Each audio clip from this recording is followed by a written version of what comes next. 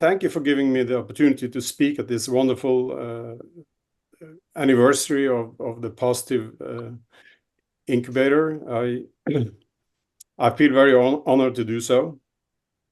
I have, as you said, I've been fortunate to participate, to present my own work, also to be a seed generator, have doctoral students present their work.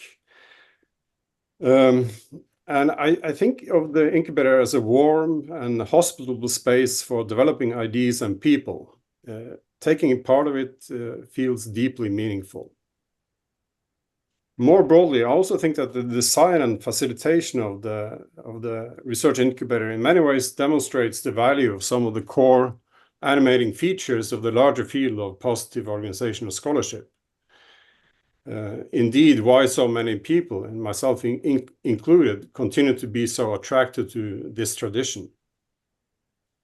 So I will highlight in what follows 3 such features, and these are more personal infatuations than an attempt at a complete inventory. So the first thing that kind of attracts me to this whole setup is the thematic turning to life and its potential. Life as manifestations of flourishing, strengths, positive relationality, and humanity in organizations, and the life of ideas and research as seeds of insights that we can grow together. I always find myself returning to an article that to me is foundational to the whole field by Jane Dutton, namely the paper on breathing life into organization studies. The incubator to me walks that talk. Attending to life does something to us. When turning to what brings life, both to organizations and our ideas about them, our attention may shift from a dissective stance to one that is receptive and responsive. This is along with what Barb just talked about, I think. It allows us to position ourselves as co-learners rather than evaluators. At its best when we huddle together and around something that we can grow, or scholarly conversations and interactions in the field become more hopeful. So a turn to life is a turn to hope.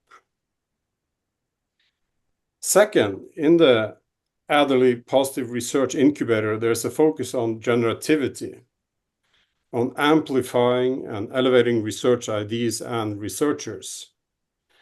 This aspect very much goes to both the content of what is presented and to the framing and facilitation of interactions in the session.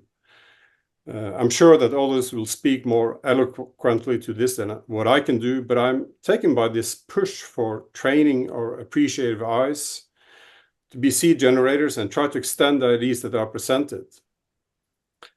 With such a focus on generativity comes a call to generosity and to expanding our connections within and across fields of research. As someone who came to pass from the periphery, both geographically in terms of the Northern Arctic, but also in terms of intellectual inspirations, at least in the beginning, I find this generosity and this willingness to build bridges to be a particularly helpful and heartwarming stance. A turn to generativity is a turn to openness and inclusion. Third, perhaps as a subtext, but really flowing from the second point and always lurking beneath the surface, I'm also attracted to the focus of the incubator and to POS in general in making larger social contributions of research. This goes beyond understanding strengths as a road to excellence, or also goes beyond understanding flourishing as making the kinds of intellectual contribution that gets papers published. The questions of what concerns of the other could this be a contribution to is always there in a subtext. How could the seeds that we grow now become something that goes beyond academia? I see the tradition of pause as being genuinely receptive to the predicaments and needs of others, whether we think of that in terms of growth, their suffering, people suffering, or their struggles. This is also manifest in the will to produce a plurality of research output that people can relate to and use, whether that is research articles or teaching resources or practical tools. So a turn to contributing is a turn to the desiring agency of being responsible. It puts us into contact with that. In this spirit, let me end with a remark from another intellectual hero of mine, namely John Dewey.